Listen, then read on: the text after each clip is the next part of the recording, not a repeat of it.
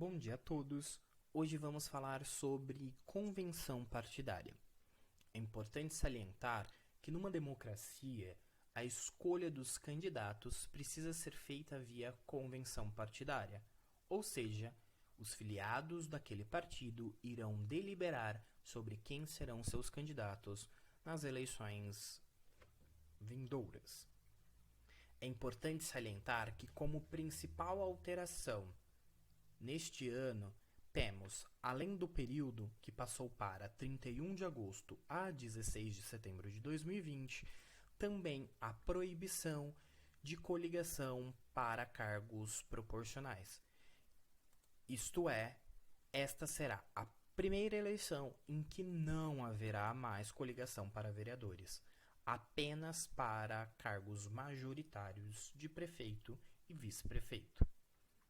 Como dito antes, o prazo inicial é no dia 31/8 e o prazo final no dia 16/9 para a realização das convenções partidárias, que tem como principais objetivos a escolha dos candidatos, a deliberação sobre a formação de coligação nas eleições majoritárias de prefeito e vice, e o sorteio ou atribuição dos números com os quais os candidatos concorrerão.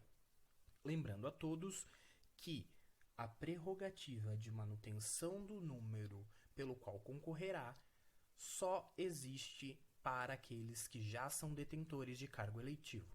Portanto, o vereador que já exerce mandato eletivo tem a prerrogativa de utilizar-se do mesmo número. Todos os outros, se não entrarem em acordo, deverá ser feito por sorteio. Nesse período de pandemia, não é recomendado que haja reuniões com mais de 10 pessoas. Portanto, a resolução TSE número 23.623 de 2020 prevê a possibilidade dos partidos políticos realizarem convenções municipais no formato virtual para as eleições 2020. O partido pode se utilizar de ferramentas gratuitas, pagas ou desenvolvidas pelo próprio partido, da forma como melhor lhe convier. É importante dizer que a realização da convenção no formato virtual deve observar as regras previstas na legislação e as adaptações previstas pela Resolução 23.623, sobretudo quanto à abertura do livro de ata, a rúbrica da Justiça Eleitoral, registro de dados, lista de presenças e respectivas assinaturas. Portanto, mantém-se as regras gerais. E o mais importante neste primeiro momento é saber qual o conteúdo obrigatório da ata. Sabemos que muitos partidos estaduais mandam para os diretórios municipais modelos de ata que podem ser utilizados. É importante conferir e lembrar que em seu conteúdo deve conter nome completo e a sigla do partido, a data, a hora, o acesso se for feito via link ou o local de realização dos mesmos, o nome e o cargo da pessoa que presidiu os trabalhos. A mesma coisa deve ser feita caso a pessoa que secretariou foi diferente de quem presidiu. É recomendável que se coloque o quórum da convenção partidária, porém ele não é obrigatório. Também é obrigatório a deliberação para quais cargos o partido concorrerá, a deliberação sobre a coligação ou não nas eleições majoritárias. Em caso de coligação para essas eleições, se o seu nome já estiver definido, também deve constar em ata, bem como também os nomes dos partidos que integrarão. Destacando-se, sobretudo, a distribuição dos cargos de prefeito e vice-prefeito entre os partidos coligados. De maneira prática, o partido A, ao fazer sua convenção e fazer sua ata, se vai indicar o candidato a prefeito, destacará que, coligado com o partido B, C, D e assim por diante, lançará candidato para o cargo de prefeito, ficando o B incumbido da responsabilidade de lançar candidato a vice-prefeito e assim sucessivamente. É importante, então, que essa distribuição seja prevista em todas as atas.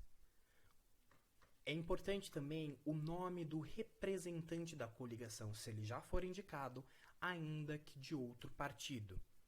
Isto é, caso o seu partido vá concorrer de maneira coligada, os partidos A, B e C e todos aqueles que integrarem a coligação devem escolher um representante ou um grupo de representantes e constarem na respectiva ata, de forma que esses estarão em contato direto com a Justiça Eleitoral.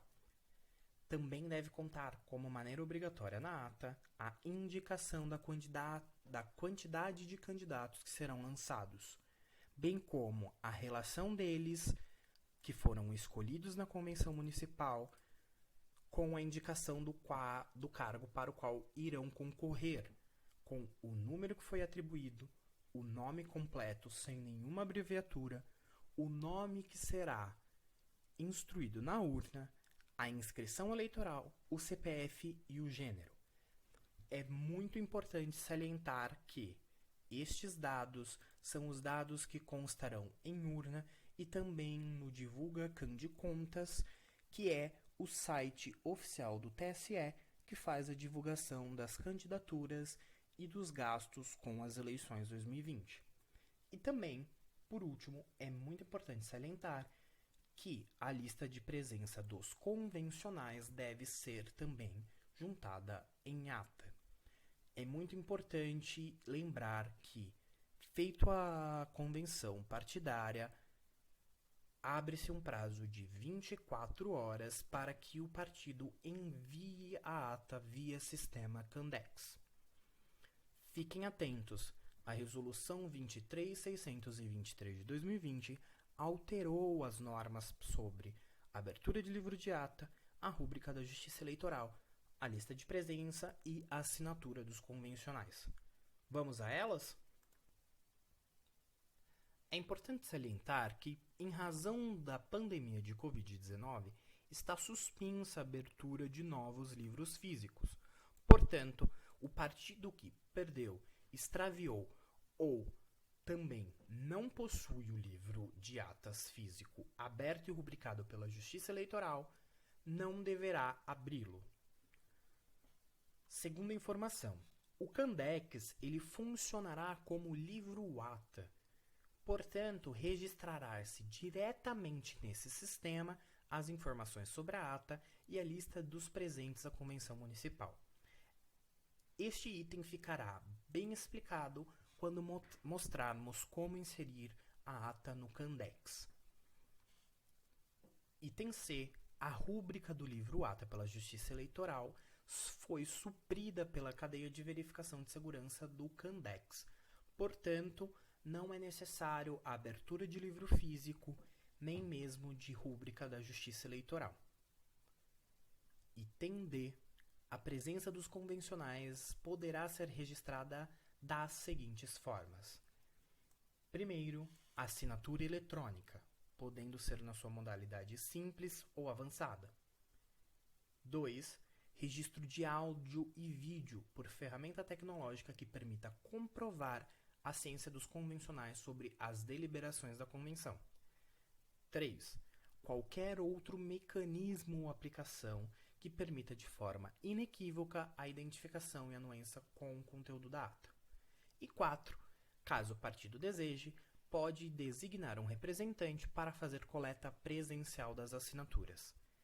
O item 4 é importante ressaltar que deve ser evitado, mas quando escolhido pelos integrantes do órgão diretório, deve ser respeitada as regras sanitárias previstas no município.